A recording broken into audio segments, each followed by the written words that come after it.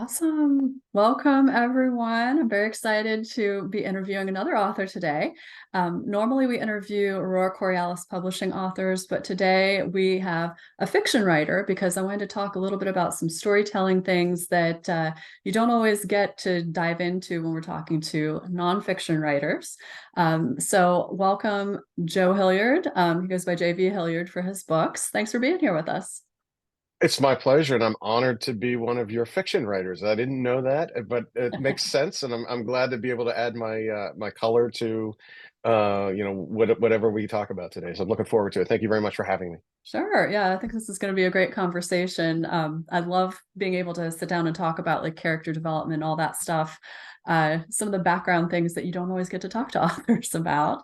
Sure. I'm Corey Walmsley. I'm the author, or I'm the publisher at Aurora Borealis Publishing, as well as an author of 10 books. And yes, I write fiction, but I do work mostly with nonfiction authors. So, Joe, I'd like you to just introduce yourself, tell us a little bit about your books, maybe do some show and tell for us. Yeah, sure. So my name's JV Hilliard. I go by Joe. So please feel free to continue to call me Joe. I have a epic and dark fantasy series called the Warminster Saga, which is on book three, and book four is due out here right at the turn of the new year. So we're looking probably middle of Q1 of 2024, and that will finish out the first series. For that, books one and two I have next to me. So thank you very much for allowing me to do it. Yeah. Book one is The Last Keeper, and you can't see it because I have my fake background on, but if I hold it down here, you can see The Last Keeper, which is book one, and that is book two, which is Voradin's Lair. Book three is called The Trillius Gambit, and book four will be known as Echoes of Ghostwood once it comes out. That's in final editing right now, and we should have that out here right after the holidays. So, looking forward to finishing the saga and getting on to the next series. But like I said, I write in what I would describe as both epic and dark fantasy. Very cool. Congratulations on getting all the way through that. I know from my experience, it's a lot to write just one book, but to plan out four books, that's amazing. Well, it started as three, Mhm. and based on the success of the series, my publisher asked me to break the last one into two, Okay. which we did, and there was enough room, and we had enough time to make that work. But I thankfully am one of those authors that do planning. Like I'm a big planner. I'm not a fly by the seat of your pants kind of guy. So no pantsing on my side of the table. And therefore I already knew the direction it was going.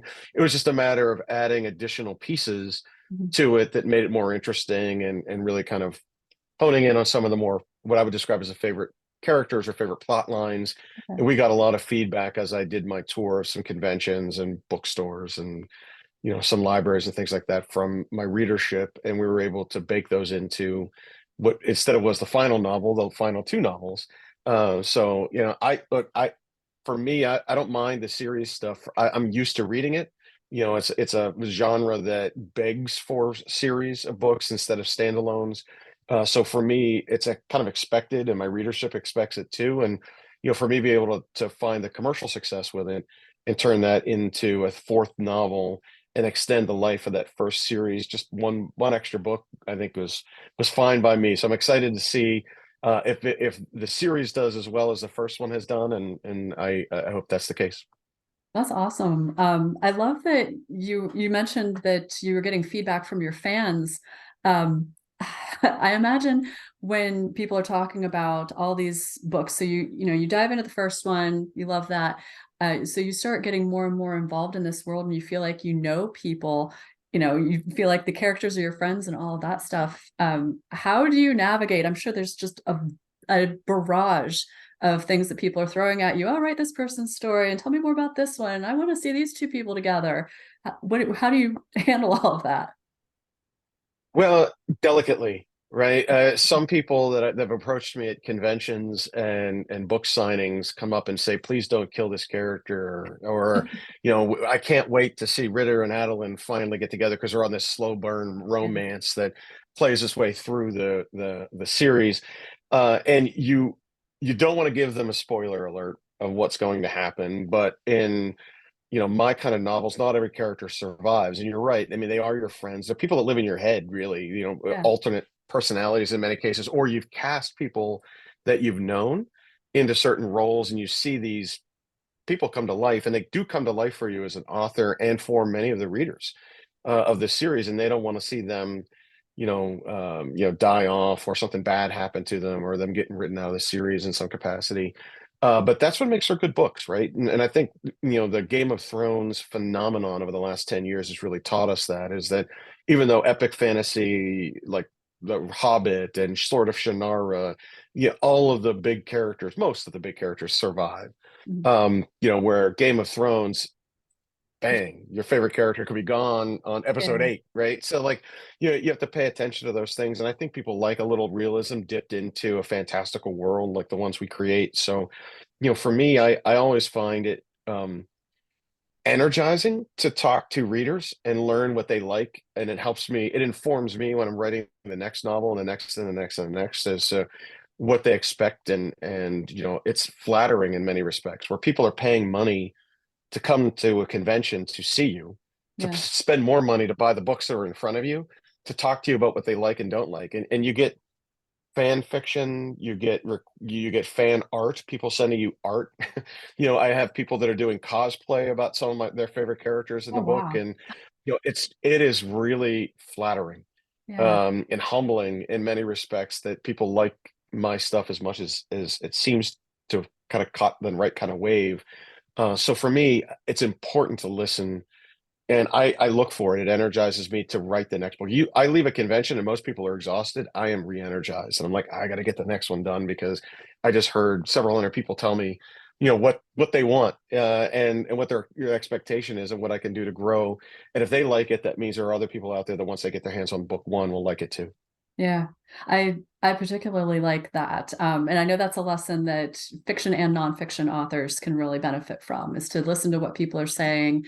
Of course, you're going to get some outlandish requests, I'm sure, but the things that really resonate with you, if you're saying like, okay, I could absolutely do that. Definitely listen. I know with my book, The Treasures We Seek, I've had a few people tell me like, oh, they really want Kenzie to go back to Italy. They want to see what happens with her architecture career. They want to see, how she ends up with Logan and all these things. And then I had someone else who was like, I really want to hear about her mentor, Miranda. And that was something completely out of the blue. But the more I've thought about it, the more I'm like, that could work too. That's absolutely something that if she's an interesting character, why not pull that in? Yeah, well, my publisher and I came up with a nice little tactic that we're going to use between series, because when you write epic fantasy like I do, books have a tendency to take longer. It's not a rapid release program by any Right. stretch of the imagination. They take 6 months, 3 months to write, 3 months to go through editing and beta reading, and then to get them published.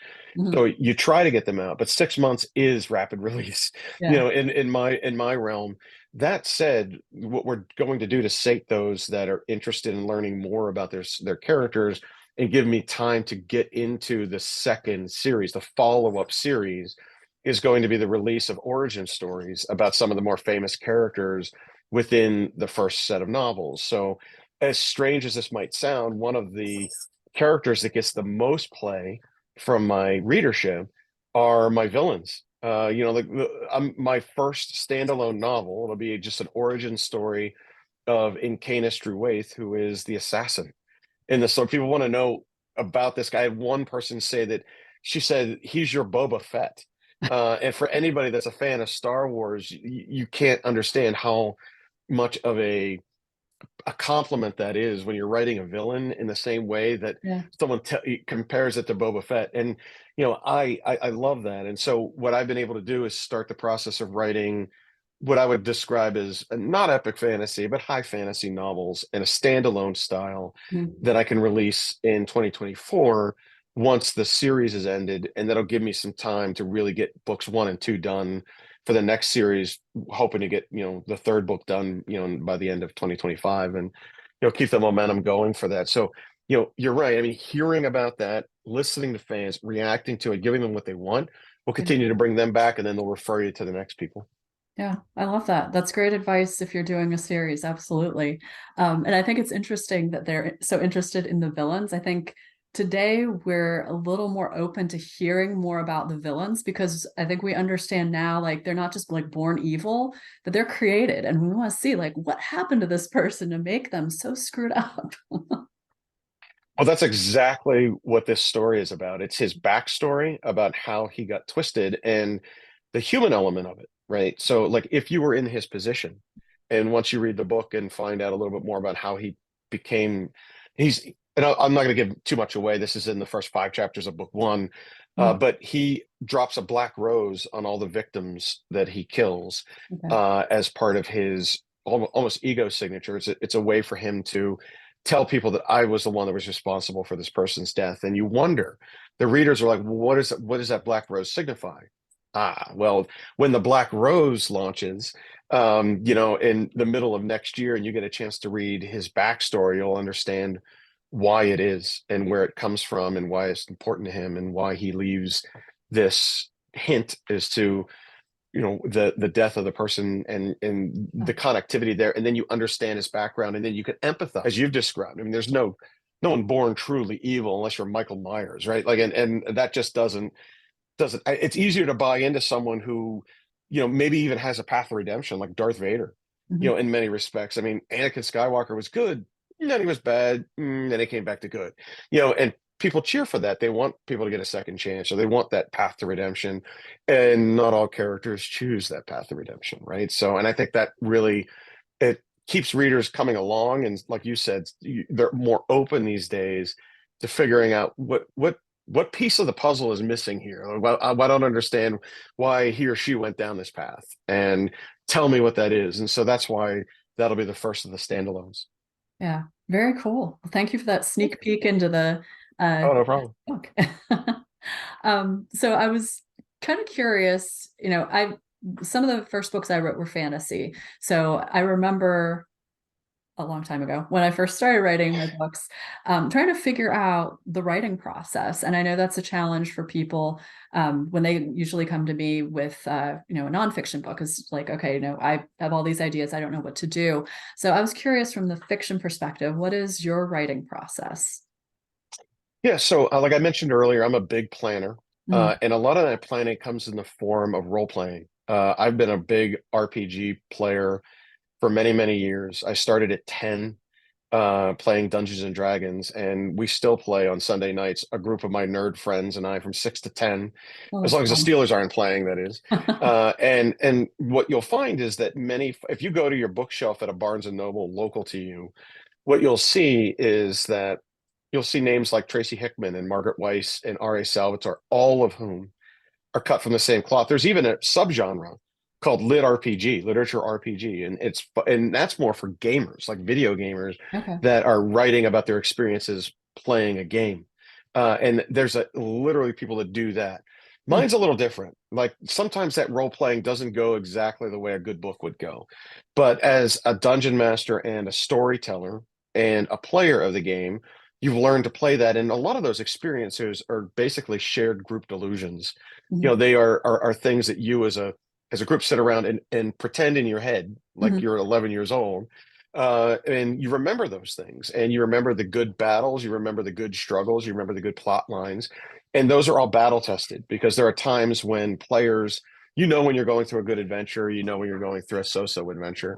And what I've tried to do is memorialize a lot of those things over the last 20 years of playing the game, and really turning it into something that becomes a novel. And my friends will recognize the Easter eggs I leave with them as they read Yeah. their characters' names, or they recognize some of my, twisted plot lines to make it fit the novels. Mhm. But a lot of my planning has come from the fact that I've been able to play these games, and I've seen these plots roll out, and I've seen the ones that have been most entertaining. So I use those and bake those into the novels and or the series as part of it. And it's not just plot lines, it's characters, it's villains, it's treasure, it's rewards that they find, or things that you fail to do as part of that. And you also want to kind of teach lessons as you go through there as well. So there's themes that you can introduce, and speak to certain aspects of items that attract people to typical fantasy stories, right? So you always will find some level of struggle, whether that's struggle because of the way they're born, or struggle monetarily, or struggle with health, or struggle with an unrequited love or forbidden love, or some sort of vengeance plot that's out there. Those are things that people naturally gravitate to, and they want to find their conclusion, and they're familiar to them. And so even though they can be tropish at times, I think that helps inform your, at least my planning, saying, Mm. well, this is how I want this character to be seen and why this character is important, even if they are truly a sidebar. They might only show up for parts of chapters in one book, Mhm. but there's a reason that they're there. And so my planning starts with overall story, and then the dissection of the plot arcs that come together. And if you were to look at my den, I basically have a whiteboard that looks like a Sweet 16 bracket, with all of these connectivities coming Yeah, together to finalize the book, and then multiply that by 3 or 4 to finish a series. very cool. I never thought that I would talk to a fantasy author who was inspired by real things to put in their Yeah. book. I I I have kind of a similar process too, except not with the role playing or with the video games or anything. A lot of times my ideas will come from something that I've seen or some story I've heard, that somebody else has been going through, and it'll bug me. And there's just some little thing that I'm like, no, I wish it had turned out this way. Or what if this one little thing changed and then the whole arc would change? And that's usually where I start spinning on these stories. I know when I did Braving the Shore, that was kind of where it came from. Was I saw a TV show and somebody was taking advantage of a horrible situation, and I went, wait a second, what if that was accidental? What if this horrible situation happened and somebody benefited from it in this total accident? And that's where I started spinning this story. And after a while, I was like, all right, fine, I have to write a book about this, because if I've spent this much time thinking about it, clearly I'm going to have to do something. And then the same thing in The Treasures We Seek. I had this thing that I had heard about that had happened to someone, and I went, well, wait a second. What if the most amazing thing could come out of that? What would be the best case scenario for this really crappy situation? That was one of the like hinge points of the whole plot. Yeah, and you hit the nail on the head, right? So you literally, authors, I think, by nature are very observant people. Mhm. And you can create a character that has a quirk from someone that you've seen, whether that you know them or don't. You know what I mean? They might just have a certain look or a certain way about them, or a certain way that they handle things that you want to embed, or even something about them, like, something they wear or something that they represent.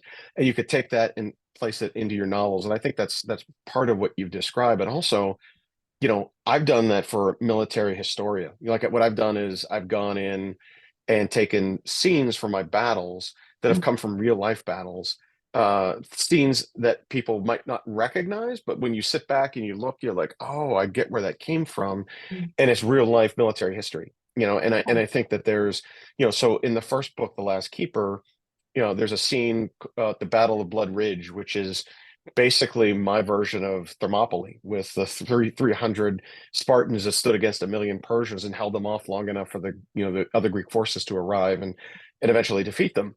It's that kind of thing where they fall behind this fort and they're being attacked by a bunch of marauders, the big bad evil guys, Mhm. in book one. And it's, do they defend them? Are they able to beat them back? And survive just long enough to get some form of relief. Or some of the stuff I've created a magical city that makes real life weaponry. And what I mean by that is, in a lot of sci-fi, or excuse me, a lot of fantasy, there's not enough sci-fi. Like, if you're a fan of Dungeons and Dragons, or Lord of the Rings, or Game of Thrones, you'll notice one common theme. I mean, Jon Snow was the 999th Watcher on the Wall, or whatever his title was, Mhm. and he was still using a sword and a shield. There's no advancement at all. Yeah. Or, you find those things, and so for me, I've created this city called Abacus, which is sort of a scientifically bent city. And every now and then there's an artifact, or there's a new invention that's made there that the good guys use just in time. Like James Bond with Q, uses these little, like a pen with acid in it, that you're like, where is he ever going to use that?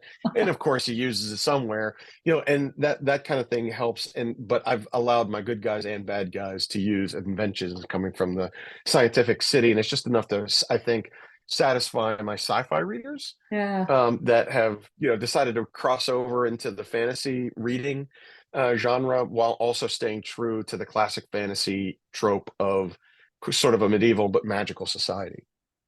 That's really cool. I like having a little bit of blending of the genres too. That's neat. Um, Yeah. and so I wanted to actually talk too about what you find most challenging about the book process, because I know we could sit here all day and talk about all these creative ideas, but in the long run, like it really is a process that you need to, this is the first step, this is the second step, you have to get to point, Z. And I think you said you take about 6 months total to do these. So what do you find most challenging? Editing. If I can say that, I mean, it's a blessing and a curse, right? Like when you submit your first manuscript back to your development editor, he or she is going to tear it up, and it's coming. And I didn't know that. And the first time I had done it, I've never gone through the process before, and it's demoralizing. And you're like, oh, and then you go back to the lab and you fix things and you come back and you see plot holes you didn't see because you were too close, or character arcs that didn't really make sense, or things like that. And that also happens when you get to your copy line editor and you get to your final editing and you get to your publisher and you get to your beta readers. Everybody's going to see something that someone else didn't get. Yeah. But at the end of the day, that makes it a better story. So even though I like it the least, because it really doubles the time in which these books can get out, the books are so much better because of it, right? Right. Because they've gone through the fire Yeah. and come out of the other side of the gauntlet, and they're worthy, and they've been read by people that read your genre. I tell people this all the time: if you're an author, never listen to your mother, never listen to your dad, never listen to your wife, never listen to Yeah. anybody, because it's go great. And no, it's not. It has to be read by people that read your stuff and critiqued constructively by them and saying, this is what I don't like, so Mhm. that you can change it in time. And I liken that to sort of a preview of a movie, where it has three different endings and they show it in three different theaters, and the one that gets the most popular ending is the one that they use. Same thing here. You're going to find out that you think this is a really cool storyline, and people are going to say, no, no, don't do that. Yeah. And by putting it out there to 6 or 7 beta readers, will have a chance to embrace it or say this is a bad idea. It gives Mhm. you a chance to recalibrate, refocus, get something that's better out in the marketplace that'll be more widely accepted and make it more commercially viable. Yeah. Um, you said a lot of things there that I really want to touch on. Oh, Um, sorry, I get the head. no, that's okay. Because I think that, you've written 4 books. So even now, like if you think that the editing piece is challenging, like I want everybody to hear that. Like it is challenging. It's challenging for every author out there. I've written 10 books and I still send off my book and go, oh boy, what's gonna happen? Is she gonna tell me this Yeah, sucks? And there are always questions, and you have to understand that your editor is your ally. They're not telling you you're wrong, even though there's a lot of red on the page. They're not telling you that you suck. They're telling you, hey, I see some opportunities for change to improve things, because your editor wants to work with you to make it the best book possible. And your beta readers feel the same way. They're probably super excited that they got picked to be beta readers, and they want to see things, change for the better. And I think that a lot of times authors will, especially on their first run, and this is nonfiction and fiction, especially when you first send it off, like there's this huge ball of nerves that you have where you're thinking like, oh my God, what's gonna happen? And am I awful? Does this suck? I like when people are like, can you tell me if my book's bad? I'm not gonna tell you your book's bad. I'm gonna tell you ways to improve it. So I think that's probably the most important point to take from all of that, is to understand that you're working with an editor, you're working with beta readers and a coach, whoever it is you bring in, for a very good reason. And it's because you don't create a book in a vacuum. You can't do it by yourself. You need to work with other people. yeah, creating a book is a real team sport. If you look at any author's dedication or acknowledgement pages, you'll see a team of people in there, from their publisher on down to the people that inspired them. And I think that, it's truly a team sport, right? And I think that, you know, if if I were to be a beta reader for someone else, I would understand my role now. When I first, like you, that first book you sent out, you think that manuscript is so tight, it's ready, buttoned up, it can't be much coming back, and then you see 1,100 changes in it, and It's demoralizing. And then you realize, wow, this is an actual opportunity to make the book better.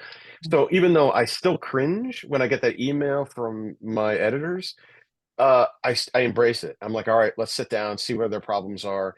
And you don't have to accept everything that they've said. Sometimes you can just say, I disagree with that. I'm going to do it my way.